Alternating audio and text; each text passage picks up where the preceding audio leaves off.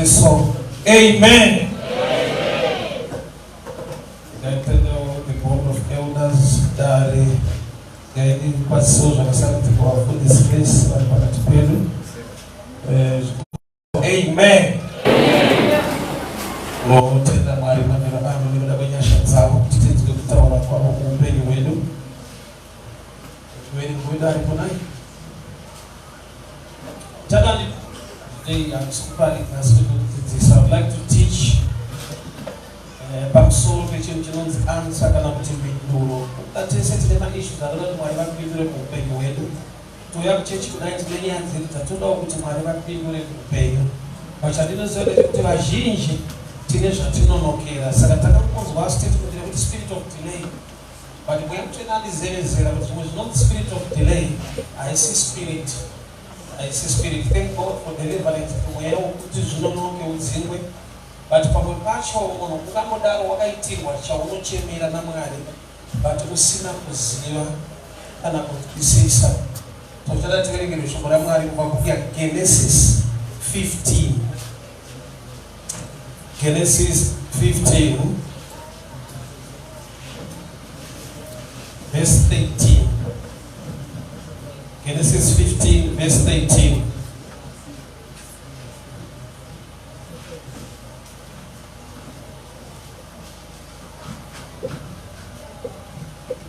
Genesis 15, verse 13.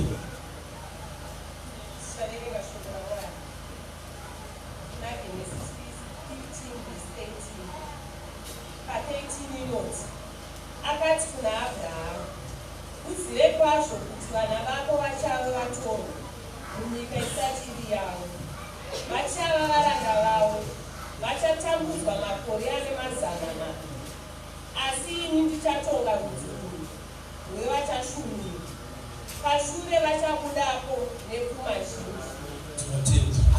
Exodus 12, verse 41. Exodus 12, verse 41. Exodus 12, verse 41.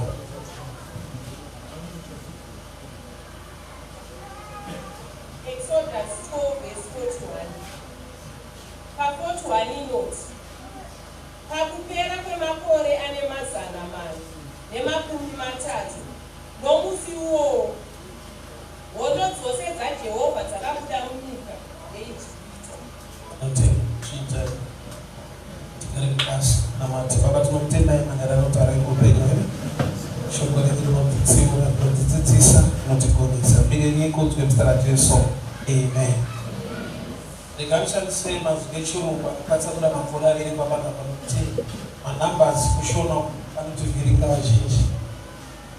Genesis 15:14 yati iyo Mwari vanokupa promise kana kuti answer kuna Abrahamu nekuda kwevana vake vachava napwa muIjipita. That after 400 years they will come out with great substance. After 400 years they will come out. In Genesis 15:14. Saka together kuna Exodus now 12:41.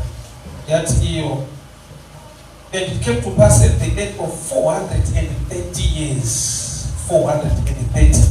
That all the host of Israel of the Lord went out of the land of Egypt. So mazvana tishandise pano manambers waya. Mwari vakataura kuna Abraham vana vachava nhapwa muIjipita asi after 400 years they will come out. No answer, no prophetic message yapiwa Abraham concerning vanhu vanenge vari nhapwa muIjipita.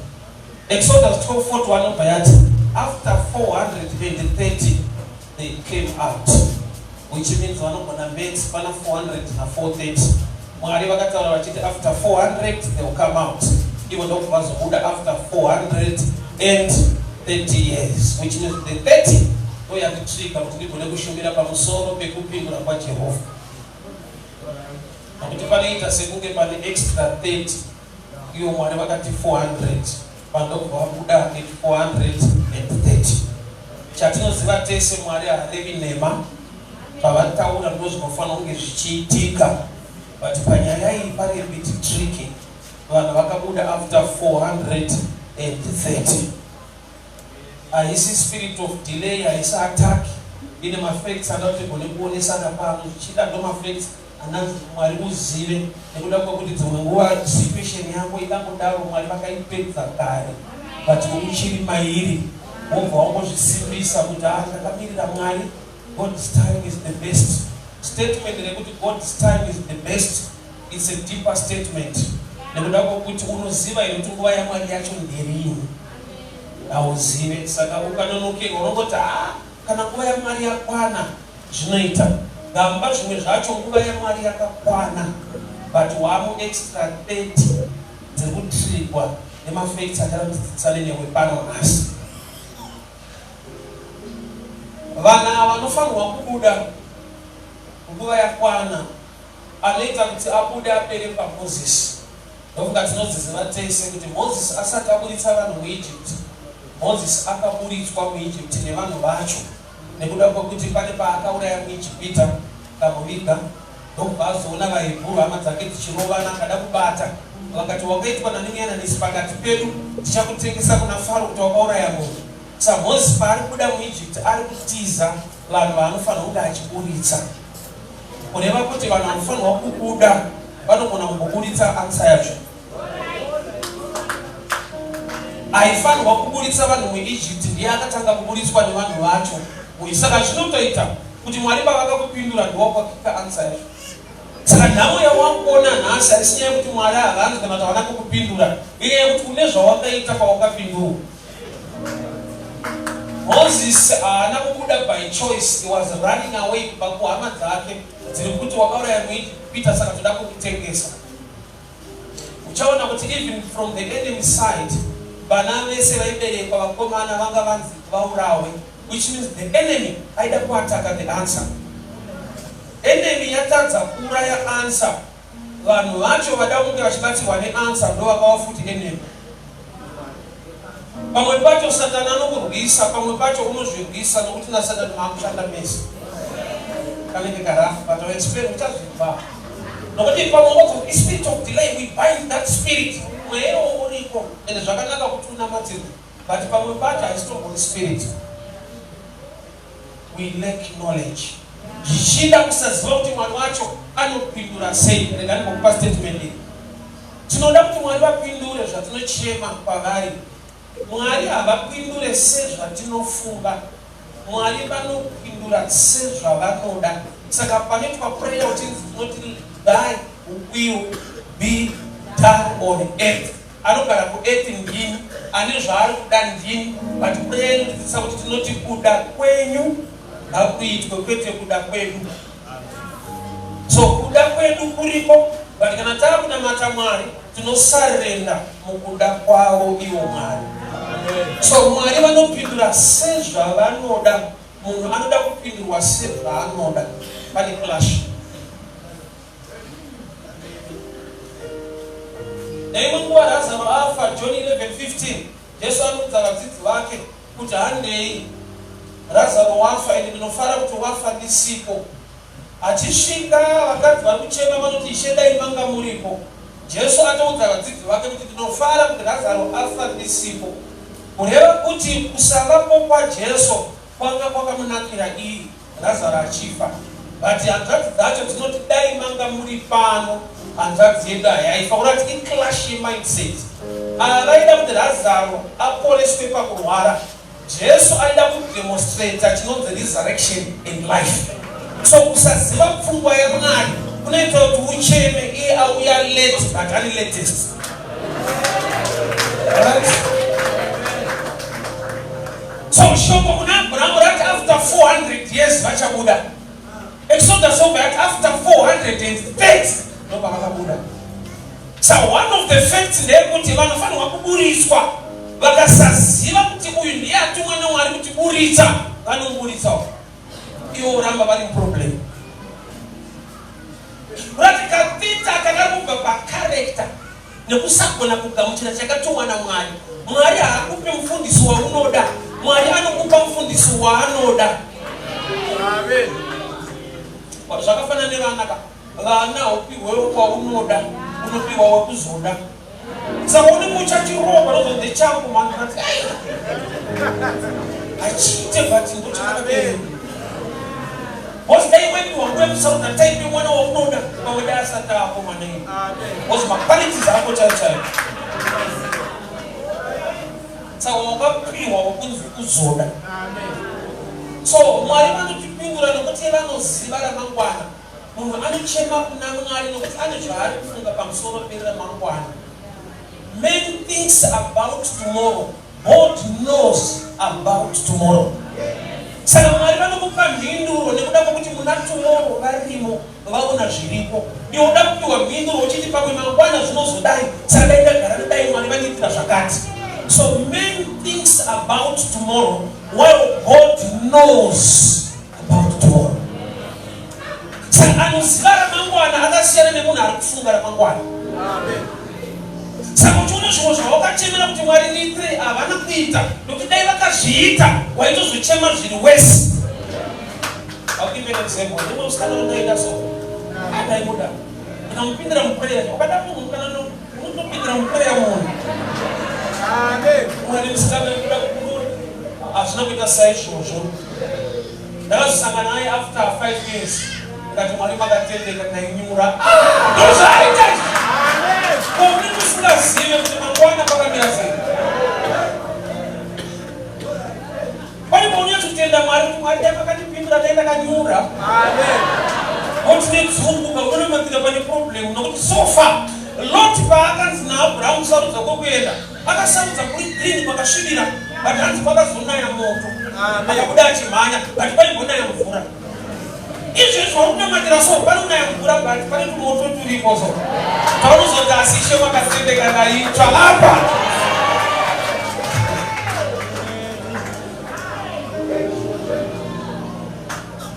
So pfungwa yaMwari ikasazikanwa munhu anochema achiti dai Mwari vandipindura. What?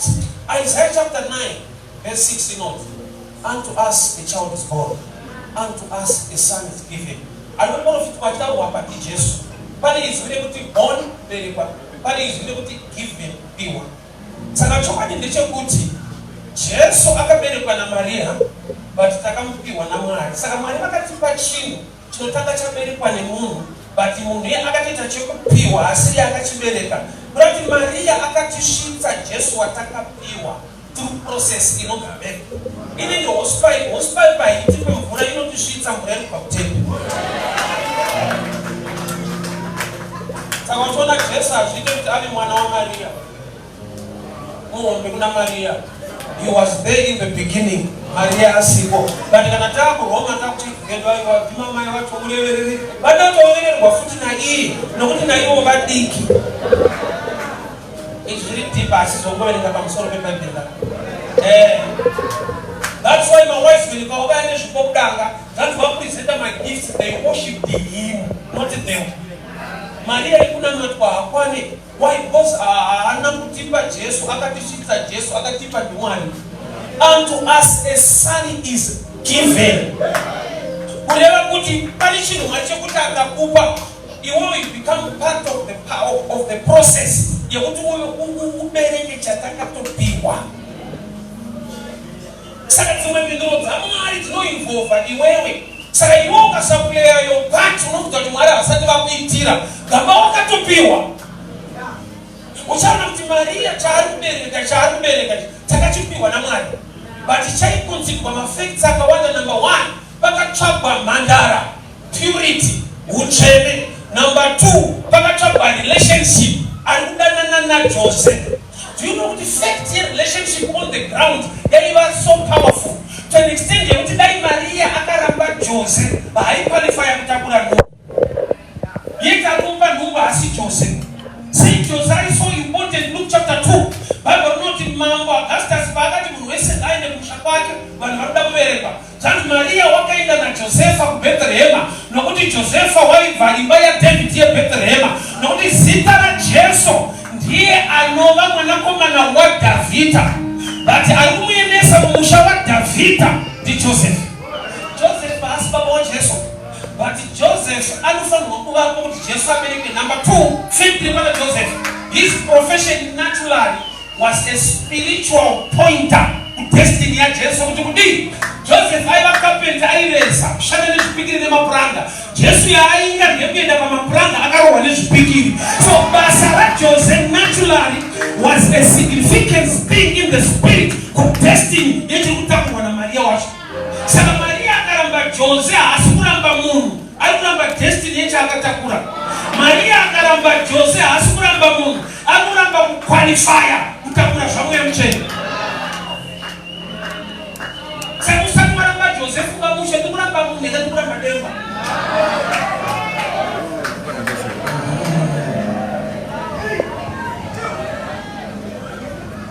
A son is given. Sakune zvinhu zvokuti Mwari vakatoti pakugara vatiseitisina hatisi kuda kubereka chinhu chacho isusu, but takatochipiwa, but chinouya through inini. Favor imwe Mwari yaanoda kutokuitira akatoiprograma akakuitira kare, but hepano pane nyaya hausi kugona kubereka chinhu chawakapiwa. Do you know kuti pamberi paMwari management ability is one of also of the qualifications yekuti upiwe chimwe chinhu chawakuchemera. Kwete need the ability to manage what you are carrying for. Genesis 2 verse 5 inoti Mwari anotendera kura kunaya mugadheni nokuti kwakusina munhu unorima bindu, because there was no gardener. Pakava nefirst family mvura haina kutenderwa kunaya mugadheni, kwete nokuti hamuna zvirimwa. Zvirimwa zvakasafa kushaya mvura nokuti hakuna munhu unorima. Kuda kuti Mwari vaida caretaker to maintain the garden. Nokuti ndwa plan kana iri garden pakashayikwa gardener, the garden becomes a jungle.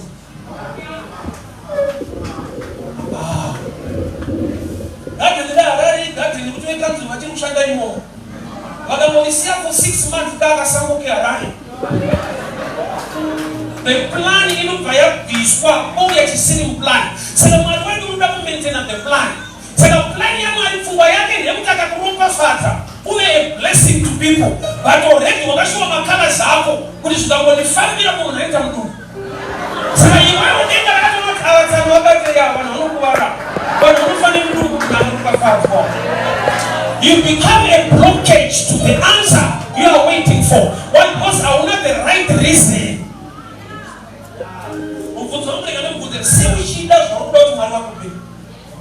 Anything to do with the kingdom here, family yako here, upenyo wako here, kana zvine chekuita nengo a selfish motive. Why do you want God to bless you? Yauri uchemera kuti Mwari ndiitire vanoigona kufunga kwako sei vasiri kuita. You don't have the ability to manage. Mwana wako akagara pasa zvikoro zvako para magrade 1 kana akapasa sei zvakaona kuti utengere mota grade 1. Haurambidzi kuenda Satani nemari negovernment inoti no under 18 padrive. Hurumende inopindira pachipo chako chine rudo rwakanyanya kuti usamupe. Achinyimirwei is not ready to manage. So management ability nokuti chinhu chakanaka kumunhu ane pfungwa dzakanaka. Maria munochemera kudai kwakatima financial breakthrough, itori breakdown ikakungaibata iwewe. Yaunofunga kuti breakthrough ndo breakdown manje, unotogona kutodivorce. Unokudzika mumba usizvibata kubatwa nesituation. Chikafamba ushu unonoudze. Yaunodai ndo breakdown manje. Mwari vakatarisa pfungwa dzavo kuti pashoma unombobhiyevha sei. Rangu rinoti akatengeseka muzvidiki, Mwari vanomutrasta nezvakakura. Kurati pamwe pacho pama-answers panoshanda trust, not need. Unorova kuchechi, unononoka kuchechi, uchitsvaida 2 rooms, haukunota, kogaita yako imba, hauchauya ba. Already unotoshuwa kuti kana musha wangu tinoona naipo.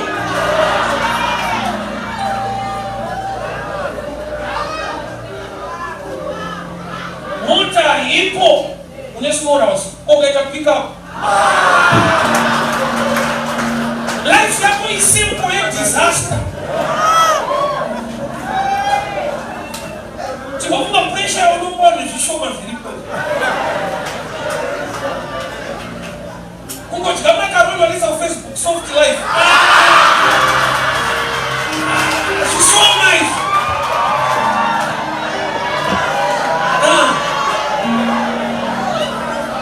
Pamwe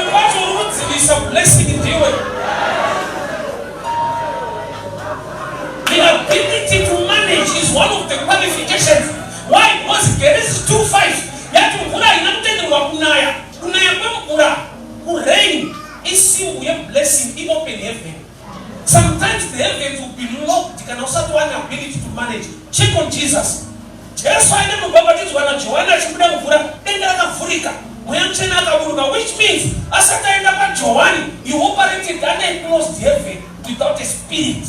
Iyakapapenga Mwari waimira kuti amachue make a decision yekuenda kwa Joani nokuti pamwe pacho pawaenda kwa Joani akaenda ari mudumbu Maria vana vakamhoresana but aiendeswa naamai. Tine vanhu kutoti kuya kuchechi arutera vanhu kokoko akunza Yesu ini pandaienda kuchechi kumba kwedu ndagara munharaunda ndasingadi kudaida Mwari nharaunda anga ari strict akane polisi kutokanobva kuchechi autike sadza ndakaipindira sadza chechi iyo sakamete sadza inopindirwa sadza neofanira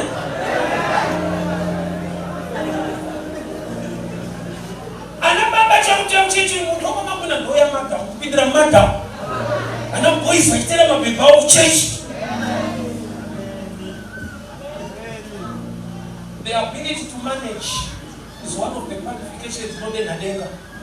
First feminine in the Bible. Chakaita kutenga ile seed. There was no man to till the ground. The Genesis 2:5. Genesis 1:26-27. God created man. So a created man is a spirit being. Chakaita kuti Mwari azotendera kuti munhu apinde mugate. He formed man out of dust. So the formed man is a physical man, not a human being. A created man is a spirit being. Right, but when you are too spiritual, so naturally you don't understand anything. So why? Because you need to understand the markets, you need to understand how to operate business.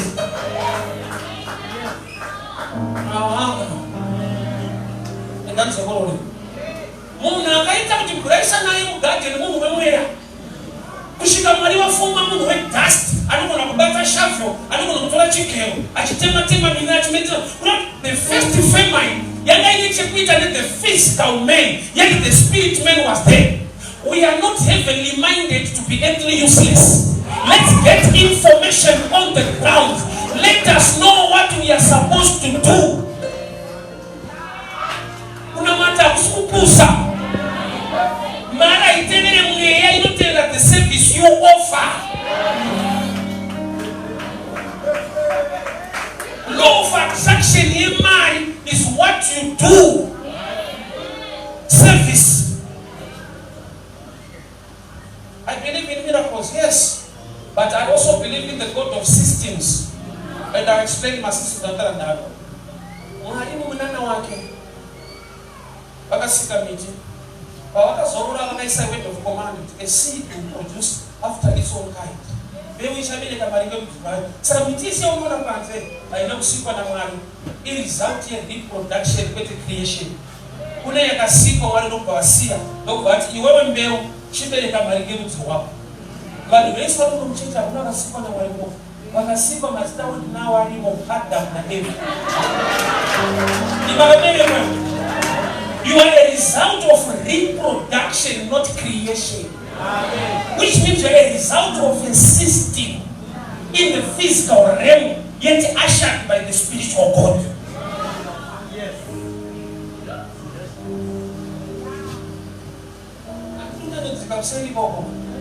But when you are part and parcel, you are not going to be answer yako. A son is given, but a child is born.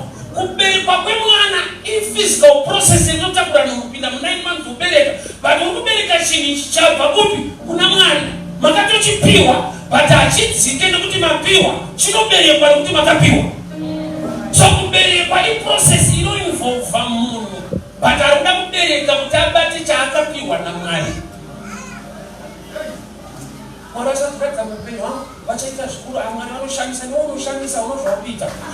part of the process.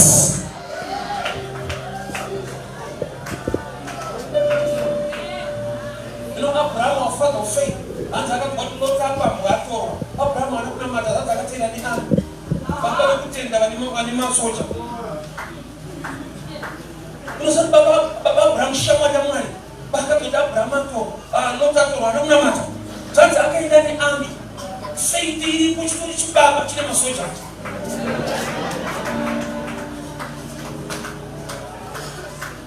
You are hapana. What's that? Faith. There is a realm in our faith ilipo. You need to walk into a realm in the physical realm. You need to walk machine. Mwali wakapawani wakajigamana murenje. Asibabu waramu not. Ukura Joshua. Mana stopped. Kabata binda ukena. Umbira kwe mana. Kusukuti mwali achakudai. And there is a realm ya tapinda. You are also involved to eat. Ndakakudyisa usingashande nokuti mugwenga muri mingi but kana ndakupa ivuri norimika munhu basa ene muna same God. Mwari wa Moses ndiye mwari wa Joshua but wa Joshua ndowebata wa Moses ndongononga chingo. So mwari vane nguva yekuti vanokuitira zvinhu nenguva yekuti havachakuitira nokuti munofanira kuita besa nokuti wakura. Na baba wangu ndaiti kana wakatitengera bhora kana kutamba na friends ndikaputirwa bhora ndai mhanya kumba mukana ukomana ndoda darani bata hokutere kuti ukomana wacho tipe bhora remwana wangu ndakasvika level ndakakura ndakadzokera kuti baba bhora ratoro vakati kukwasayana raurari pano there is a realm yekuti unofunga kuti hasisi baba wako vakati bhora iro wajaira and you don't need defender. There is a realm you want to operate it now. I did a Babu Sana Mos, I am telling about Morocco, Comida Morocco to cross. She actually went to a very new town to 20 battles in that jump. You know, some of the battle of Mhinduro of monkeys. When the Shina realm, you put this in his double of sheeted. We believe in miracles, we are okay, but we also believe in the principles. Conditions you go to your part and parcel. You go to your upa ukasakibereka. Auchibati chaukapiwa. A son is given, a child is born. So tunobereka kacheche, tukarera kokura, choba chincha takapiwa.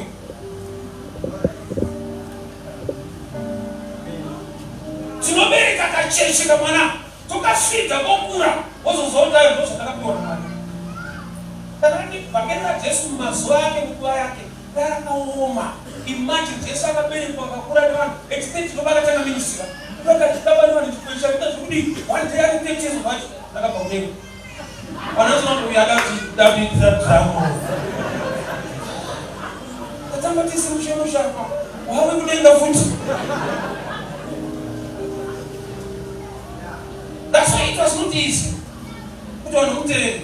What do you imagine that Tampa is Israel? No, I don't find it. Oh. I don't go straight. You don't know that. I don't go Tara.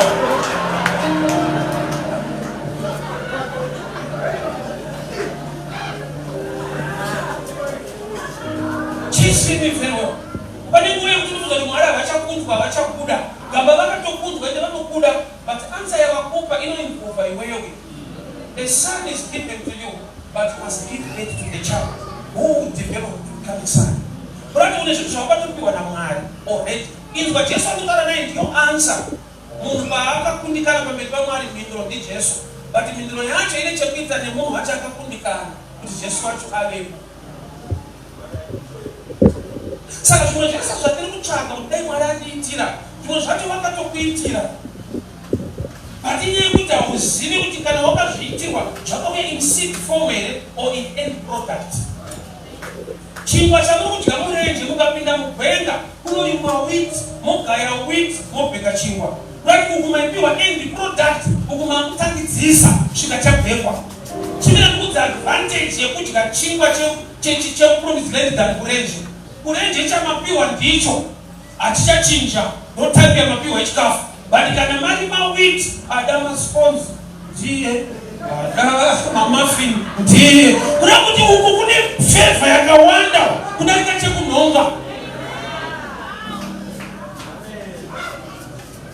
But the problem is that you shida kumashura. It's why generation ya Moses, generation ya Joshua. Bado kuna for Joshua hantu kumwani. Baba mazwa Moses, why you declare bread? Bado kama declaration. As correcto peraso. Unobata chimchako. chaibatika nekutaura chete kunge tiri mota dewani kase wozigore rega rega uri moto dzako dzauri kutambidzwa dzinoshandirwa dzinotengwa. I believe in miracles, but I also believe in the principles. Why? Nekuda kwekuti minana inoitika muzera diki kana wati kure Mwari arikuda kushanda newe. You become part and parcel inotakura nhumbu yekubereka chatakapiwa. Taura kuti ngavachazviratidza ndakati kare vanhu vakadai Mwari vakadai vanhu vakadai kune problem yekuti kune formula una fail. Taura kopa zvaitwa nokudara so.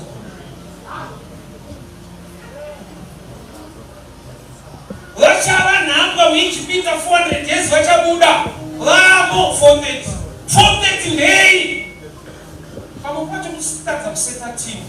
Why? Because Moses asiye mukoma kuna Aaron na Miriam because yavhusi kuda kuti anokuburitsayo wacho ndiwamunonoka kunza pasiri mukutanga na pastor anozoshanda mabuda muEgypt uchiya prophet anokuritsa vanhu muEgypt.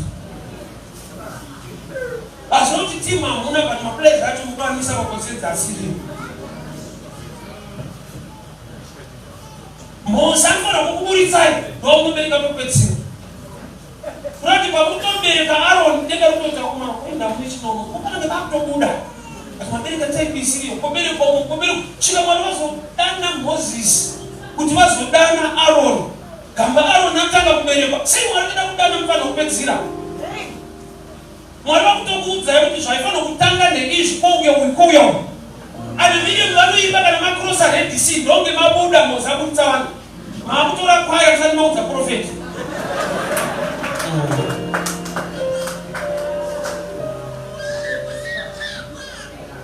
So there are times that kuinga kwako maitwa kuita zvinhu haisi spirit of delay, order hapana, kurongeka hapana.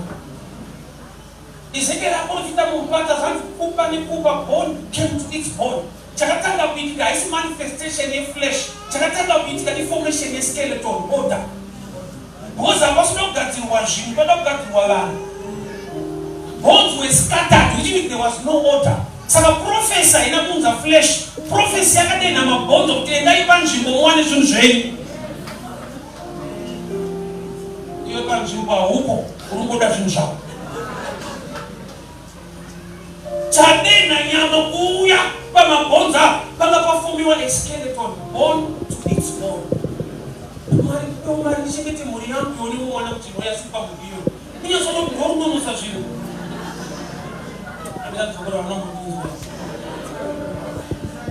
Paruna matira mhuri yako Mwari unobatsira mhuri yangu utaravapiwe.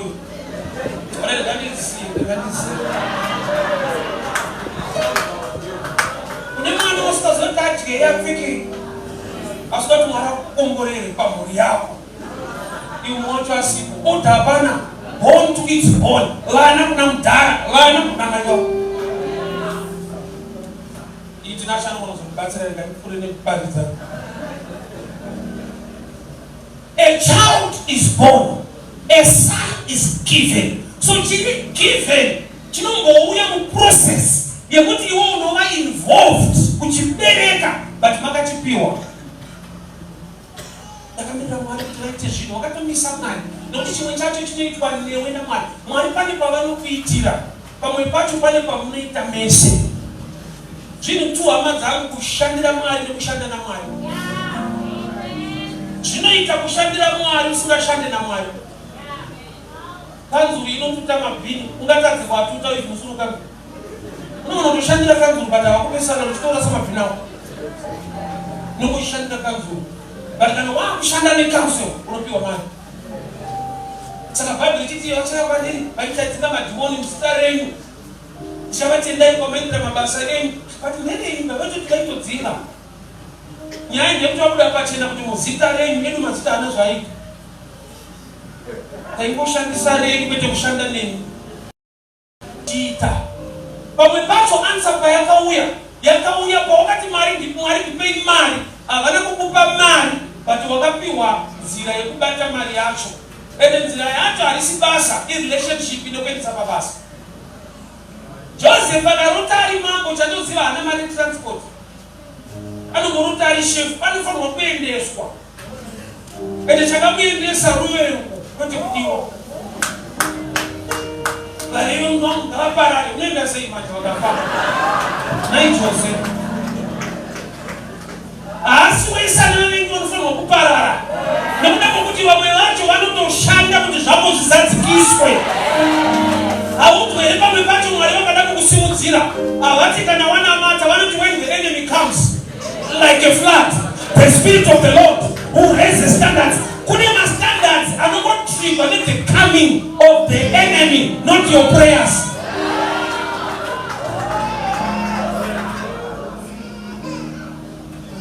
So pamwe pacho ukanamata answer yaunopiwa ingene jasanamata mugetsima achingopedza prayer tudasipasha timuratoevutora prayer achingopedza Judas netimurake vatosvikani yanzani batemu ndozvanamatirwa ndayakuvuma kuti baba kuda kwenyu kuitwe saka kumwe kuda kwababa kwacho mwana kunokubatisa kuti nyaya kweikudirire unza Samson. Combination ya Samson na Delila was the greatest yakamupa success nekuti Samson akabatwa numupa Delila kupera kwacho ndokugauraya vanhu vakawanda kuti Samson paakabatwa ndopaakatovabata ende vakamuitira favor Samson vakamupisa maziso and he killed more as a blind man ende paakanamata nakumari ndibei maziso akandibei simba kwani unamatira maziso anga atori problem kwaari calling uraya vafilistia but Bible right aiona kuti mufilistia chakanaka sakameka nekuti mafilistia chinenge chine maaishado chiri chimufilistia kune chimufilistia chekunotenda unozoreura hako bataozatirani unonara kwaderira kumafilistia iko aiona musikana akanaka so instead yekura nekuti musikana akanaka mufilistia futi calling kura ya Filistia batani chimwe chaibata chimufilistia chine matiupus satangene chimufilistia baba zonowegoleso wati chimufilistia chimunisi baba unozoona wabati wamusi wamufilistia naye hama dzake dzateera madhona acho enhamwateera mamuri kumafilistia iyo so kubva kwemaziso ndovaita kuti auraire vese haasisina waanoda because haachaona so imwe ansa yake ndeyekuti ave blind to fulfill the calling saka nimwendo ndokodamata mwari ndibei nhingi vanenge vanokupa problem abvunza Jacob akati handikusiye kusvika mandiropafadza ndokarohwa hana kuti handikusiye kusvika mandirohwa ada kukomborerwa ndokarohwa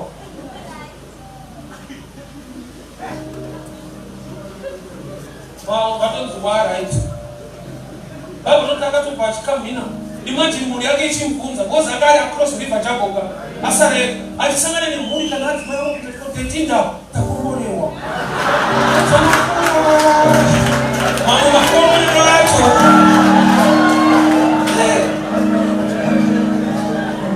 unokomborerwa zvekuti unongotenge une problem kamba vanenge vatobviswa problem adekaroziva pekurwa ndakutaurira akarohwa area yemuchallengers adatopedza aida vakadzika muchinda yakamborohwa chiuna mhara aikita unokomborerwa zveshuwa unorohwa area ine muvhiriyo chete dainenga richingurova pairohwa munhu semeiriata nekufamba nongona kuti Jacobo uyu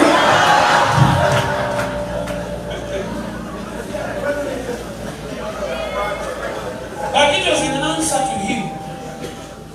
Yet to a blessing. To prove to you he was blessed, he became weak. But Baba, in our weaknesses, God manifests his strength. The last volume of Benjamin. But I didn't want to Israel. What was so when we were Benjamin. But a weaker loin, a king.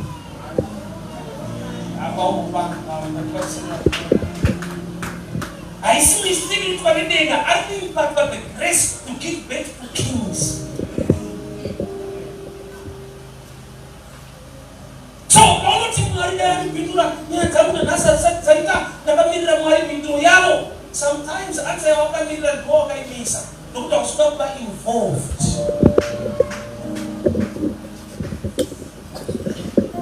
That's why I'm going to get a Solomon. What I'm telling you, Steve, they want to pure. Don't tell you, she got much just take the I don't know who that pay. I got tell you, cheaper you. You got cheaper. Mambo, I'm going to know that what you buy, look on what order. A give and the other winner, but I don't not giving, you never preach we are receiving in the presence of the king. So that you will show what you are in the pain. Who not appear seems not about the more. Who got up to you to my honest round up Cooper, who know better when you are Cooper. No one was a bunch of people and it was Panama appearing with us, and no one is all of the Robert of a stretch and don't know Kamuchira.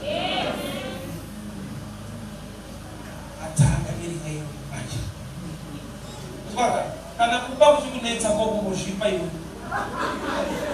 Ukitaka kuona watu kabanana waruhara ni wateke wa fefe huko ndio. Hadi mama tuchechu, ndio tukufundisha kufundisha. Paka kufundisha kufundisha. Inanikana hiyo kuna mtu kufundisha Mungu, kwa kufundisha. Kwa sababu makini. Ndio kufundisha Mungu. Ndio complain. Echo kufundisha tiwa kwa malitini. And to meet from a church, that's all how you're meaning. You know, she need powerful. And no one knows about the woman. Who don't want to get a son and a woman say,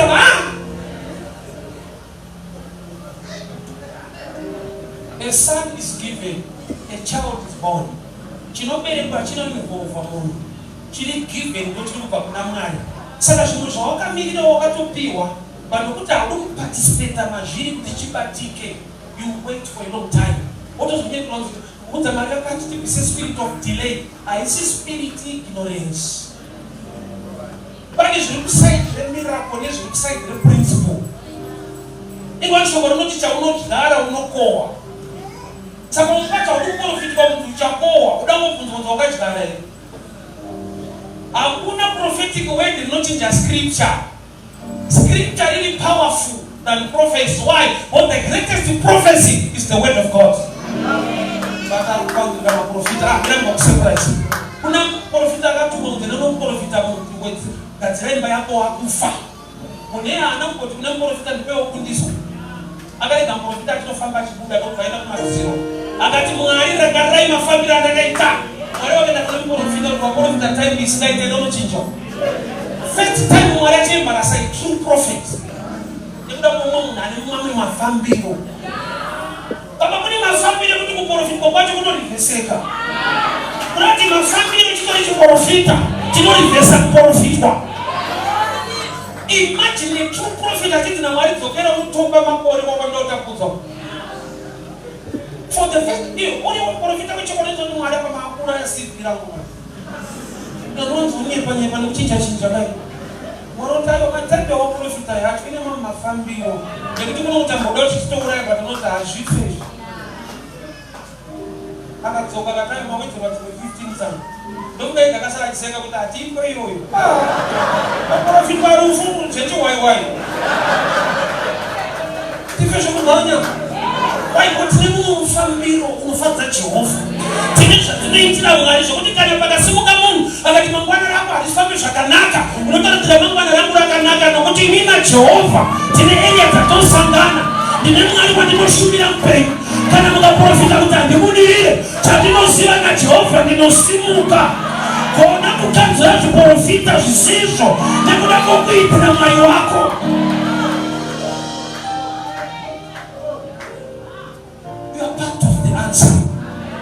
Or involved to me to tap. Pong na kami na mga grupo ni Samari. Oh, ito answer ya kauya. But behavior ya kung hindi yan, kung makapulita Moses, abana mo sa mga tiwala mo sinunod sa. kana mwari kubeimba wakatosangana munhu achada kuroora hauna kunyemwerera pasori kuno munhu akaroorwa nekuda kweismaili ndine friend yangu ndaibvunza kai ndakaona kuti asmaili ake inouraya zino rinotobaimba zino asekuru chakapeni mazino papa kusinozvidzora mweya inokurwisa ibonyemwerera unomuzei kunaye unakaroorwa nezino asi kureri ake soka akanyemwerera sozvaita madhimbuzi munhu kwakutopiwa mumusha iwo mazina acho unawo hauna kubasa nemunhu unongoti mwari zvakatitei anyemwerera maniwo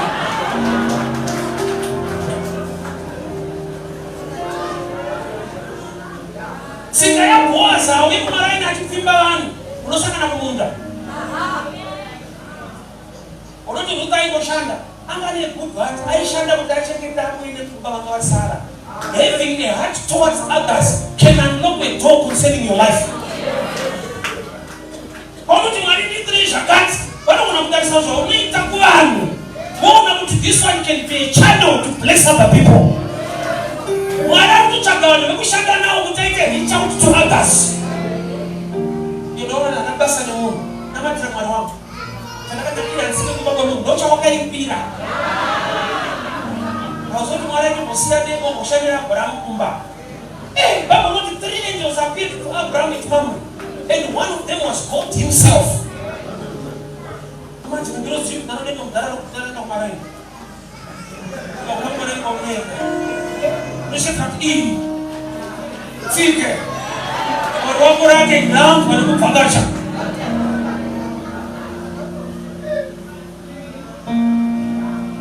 You are part of the answer. Ndodati uite kunamato nhasi kuti Mwari show me what to do. Zvimwe zvavakakuvimbisa zviri muprocess yekuti unofanirwa kuita zvinoita kuti usangane nezvivimbiso zvacho. Ndine zvandakasangana nazvo mukushumira Mwari ndasima kuti ndapindira muprayer ndandaiti kana wakada kuzvifunga so waite zvinofamba sei, but nekuda kwekuti ndakava involved mune Mwari zvaakataura kuti ta zvinhu zvafamba automatically. Remember to practice money kuIsrael. Hapana maana kumorota tena kuIsrael. Kwa sababu kake vile mkorota tunelimika. Kuna shimo zingine na kutoka kwa cha kuroteki. Jili beyond. Unopita ndiko tenda kuIsrael nani? Mari. Haitasi. But just one phone call na kana phone na mtu holy kebori busy. Pika busy. Pandeke mwenyewe pale. Busy.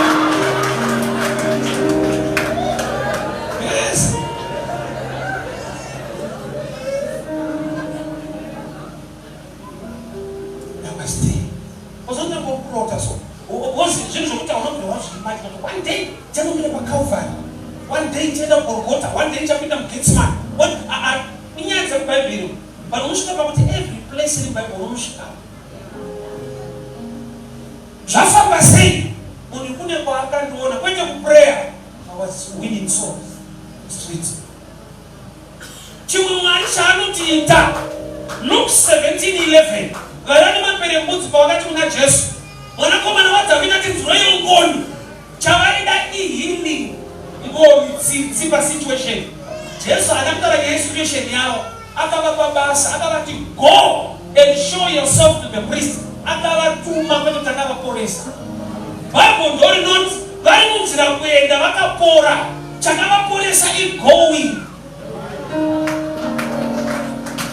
Kati kutuma kupindira ninishwa bali kunda. Don't face one and challenge wana wana receive your healing. Aswaka pora nekuterera kutumika. You know David kutanura Goliath anakurungonda kwenda. Akatumwa na baba wake Jesse nechingwa. Kuti naona hondo tukokamira sei. Kutumika unotsoka ura Goliath nekutumika. You want to get my Goliath must die tumika ukomana. Amen. Anofase mfunga tumika.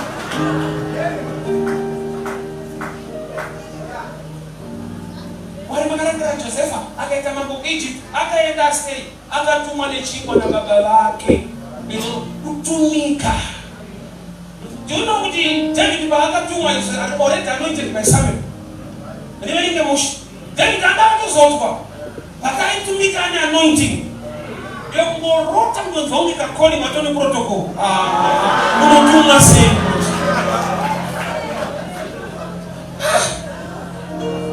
ungofika sokungorota 2 days uchirota vana vatonyorwa prophet manje unotumwa sei prophet tita kutyara renki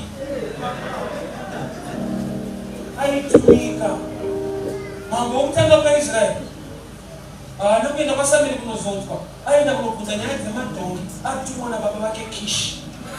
Mwari vakafunga kukusimudzira unofungidzira kuti wakudzikisirwa because unopiwa assignment isinei newe kutsvaga madhongi ausina kurasa wezi baba vedi pane mushandi baba wobva wachitora mushandi munotsvaga madhongi waiti ndosaka achitambira ka ate basa rekuwayaka ngaine matongu unonipa basa kati akatumika akadzoka akagara padhongi amambo iyo pure yako ndeyekuti baba ndichagara padhongi rangu imotsvaga akarasika ka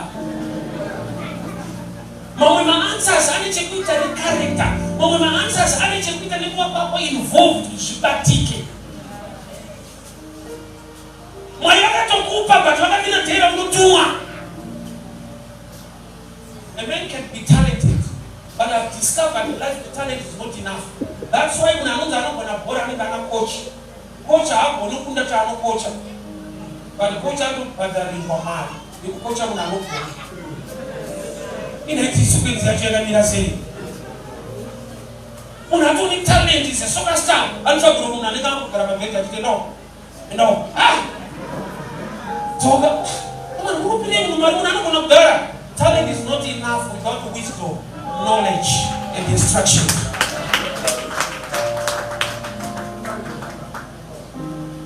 Zvawakapiwa naMwari, zvawakarongerwa naMwari zviriko. There is a realm yaunofanirwa kusvika kuti zvibatike. Wagara nguva refu uri musituation.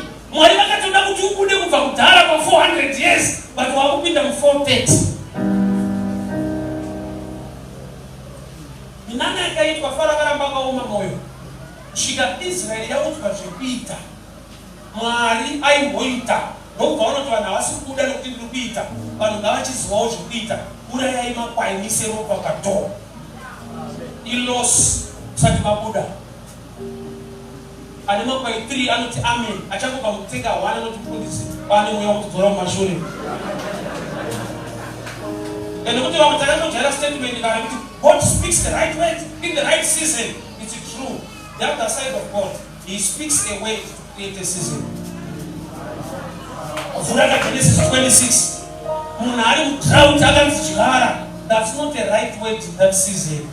When Egypt, Isaac, do not go down to Egypt. Stay in Gera. Wrong advice. But it was divine. So sometimes God speaks a word to create a season. Dosakaida maoni silikuwa maoni. Baka mashaiwa anamfara hiyo season yacho. Why? Because muondo we are waiting the season. Proof. Mangwana kusema hakura neko. Peter akati ishe kutuwa makatuka wao makukumiti. Yeta isukuwa kuoma. Chakaita kutawe kwa wao ukashibira uli Greek beliefs. But say wakaoma unaita za Jesu kwete the season. So your season is the instruction of God in any time. Mwara atayime bonasa asim China. Ta December no kusumuta. Kusumuka mna January. Ena mwari kuzanu nyoda kuja sosotu yato mwari. Yeah. Kusumuta watu wasa kwa pele tatu zaronge uyato mwari anda kuwa pa site kuti munyozo nota kuindimwari. Unto us a son is given, Jesus. Unto us a child is born. Jesus chi Mhinduro kuti vanhu vayanane nababa. But yakauya sei Mhinduro? Pakatsvakwa munhu anotakura to be involved to carry your own salvation.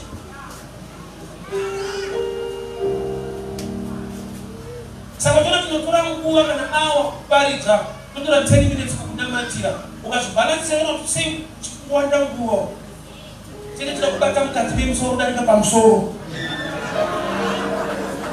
What's the minute? One point to one point and them share one. Let the birds fly. Now that's what teacher broken. And it's one of the birds. You know to can Ramazan, it only Monday, but it only shield. When I don't ask about that, let the birds fly. And that's what teacher so. Usanu the show wait now. Was there you know what about the most 50 got to smoke now. Wait, I just want to listen. What's the reason? That's about ostrich. The picture can tell you. Ostrich never put a question. He did. Baba sasa tunamsha usumu. Unafuta kwa roiwa. Roiwa. Kwa roiwa ndega stage ya wewe.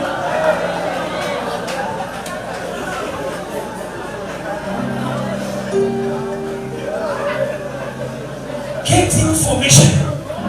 Only involve the participants. Tears are not enough.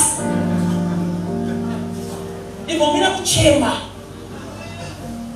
Kuchema is wisdom, my emotion inside the Kushanyani. But situation in the can stay by acquiring information and acting upon the information. I don't know if you change my money. Always wrong to find that deliverance was that I'm calling change more. My calling change as my calling the money. Mark 2.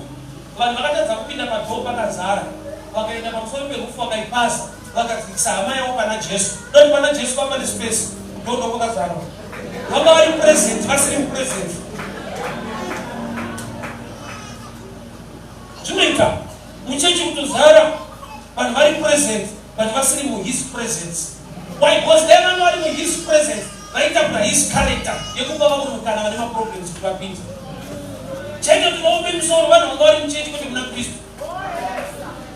Those are not going to pass. It's supposed to not just of them, they're going to chase out. Let up in the ground. I have more video on our pass and roof. Shall I go on about going to a profess? But you are not Christ of Obama, die of Amma. I will move, not just of Amma. Somebody is talking, but I just put one and come. So I'm not going to the boy pass and roof, cover the space. How do I put that church shit? You are not involved. You are part and parcel of your answer. Give birth to the child that will develop to have a son that God has given you. Wakatupiwa mali yako. Wakatupiwa kudirira kwako. Wakatupiwa wanano yako. Bakorangu not the time and chance are given to all on Wednesday. But it was not that this is my time, this is the chance, it's a revelation. I'm going to find out in some gadget. But I never put your to Bukana. But I'm not going to wear your one.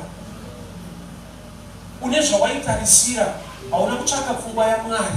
Nikuda kwa kuti pauli involved, ukasa participator. I'll be with the son. You give birth to the son to develop, to become what God has given you. And to us, a son is given. And to us, a child is born up there. Sakatirimu program yacho. I'll give you this example in the past. Comes in the night. Maybe that's why I go to this one. Comes in the night. When I take them, they say, oh, you so Nigga was early maturity. What was that? You can't stop me. Maybe you can start saying what? Eating plastic that's early maturity. You know, she can next year. That's not right. You can say it's come over. Nigga eating early, you don't know. Because I have this from right environment. She but you know, second you know fresh bread. Fresh you can say you need a fresh order.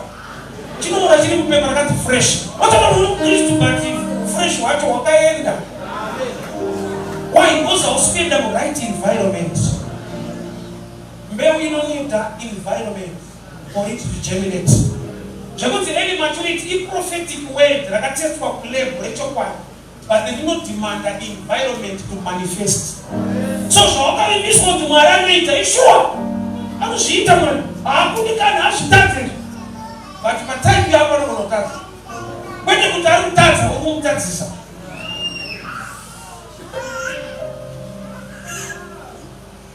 Calm down. For prayer and my prayer, show me what to do. But if you are in time, move up a level, you don't need to do things you think that this family is about to do. Imagine what to be one. Wakati wanakusanga ni mtu wacho unakuziwa hata kama yeye tunajesta kamili na Messiah yeye kitaona na Messiah akauya yeye atutomilira why because Messiah au yali mujuda ndio alikuja mu Samaria sasa au yali wrong time sasa mfeso wako kwa ngoyo wako na wrong time wako na ali mujuda ndio kuda kama Samaria wakati mtu anataka yangu au ada boys para ika mtu kwa design programmer hivi type yacho kwa hivi questions why God put me somewhere ule gere kurama kwa breakthrough in life don't even get paid even for a devil you start believing to make exodus what's about the kumra exodus mambo umesema Mungu basi ingwa ikubuda but unomesema usho kitika na kubuda watu mnenzi sana na mamda better working condition imurika slaves the devil is so cunning opportunity ni time zinauya tunatakura ni jacket nenge kunetswa rabu kutato kuona mjeriko chaila tifere nova moya arume mbakati arume mbakati clients arume tifere otizire mbakati kunupinda warume rabu kutapone pamoja na tu ndai mumaitu shetla mbasara kula iko tsamuka no kubuda kataka bane shift mindset akachengetedza your mind must shift answer inogona kuya muremu zvinhu zvawakajaira Jesse answer kuti uende kudenga but mukamiswa pamuchinji pamese nenge makarovererwa mese ukatoshaya mese mweya unomutuka but kuna akafukurwa mese akati ishenga namakuya unirangarire unoona kutenda pasaiti neansa ikaitatange itori problem wofuti ukatoichinyira Mwari ngatipe mese mweya pandiri supposed to zvininipisa 2 Kings 5 Naman kutapore mapere mbudzi akaudzwa kwekuenda nemunhu waaibva zvikuita everyday aisuka kiro kuzvininipisa amikomanda kuti ahausgeri kuti paiwe information timire kukwenya denga rega rakatokupisa kukwenya kugara paunamba uchikwenya because practical wina akoso audzirwe udzirwe kune marengi kamudzirwe zvokuita yeti imwe ansa inodhimanda vahambo imwe ansa yezvawakanamatira inoda kuti pene limiti makizi ese ari mushoko raMwari anokulidha kuansa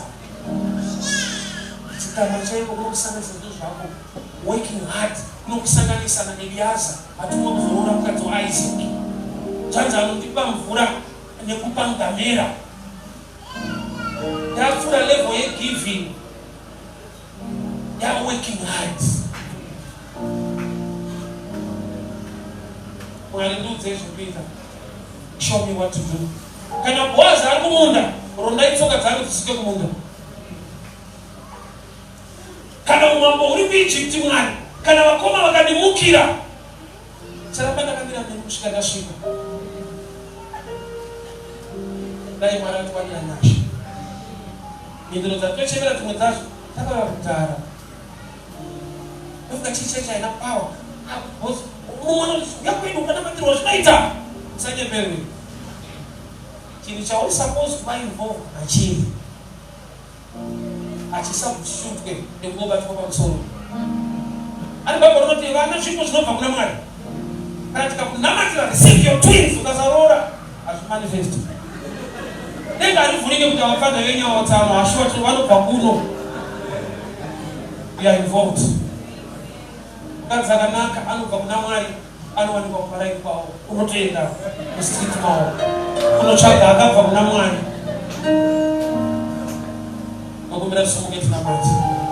That in your prayer and my prayer, see, Lord, show me what to do. That says, can I give show me in front of you? And then give me can I give me some marketing? My assignment, Yako, don't blessing Yako. A church member, a church goer, be involved in the things of the kingdom. My assignment, Yako, don't blessing Yako. My gift, Yako, my talent, Yako, don't blessing Yako. Lord, show me what to do. Let us begin to pray. Father, we thank you for your word. We thank you for your word. Unto us, the son is given. Unto us, a child is born. Baba, chanimofano wakubata, chanimofano wakubereka, chanimofano wakuwa involved. Chamaka nipa mna, Maria makandipa, show me what to do. Wanane makandipa, show me the right person. Give me the right character. Chamaka nipa mnari. Show me what to do. Show me what to do. That is how to seek a Baba. Amen. Amen. God bless you, church.